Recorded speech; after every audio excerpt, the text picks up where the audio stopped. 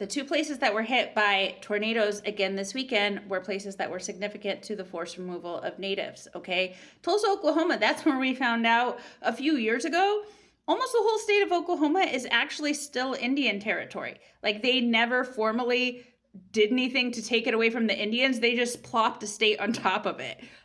So the Supreme Court gave it back to them. Kind of. There's still all of us on top of it. And then Three Rivers, Michigan, that's where there used to be 3 tribes that would come together there that for hundreds of years. That was a cultural hub, right? And then interestingly there was a big battle about 30 years before the forced removal. A Saturn return, okay, putting their karma in place, where the Shawnee came in and fought against the Potawatomis who had been living there for control of that land. It was a big bloody battle, and the Potawatomis won.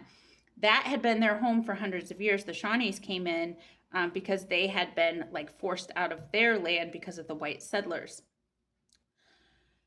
Now the Shawnee and the Potawatomi, they had very different like strategies against the white man, okay? You probably heard of Tecumseh. He was Shawnee leader, okay? They fought hard against the white man. They banded with the British Army and tried to like use them.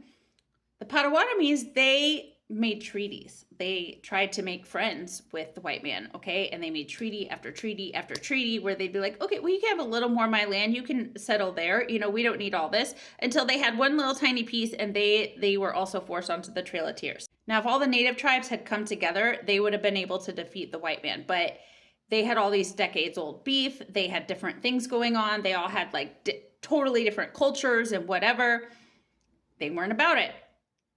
You can see a lot of that being paralleled right now with the Republicans and the Democrats, okay? Right now, there's a big need that we all have to be able to come together, because right now, it's just corporations that are running us, and it's rich people, and they don't have a party. Their party is themselves, and they don't care if any of us live or die.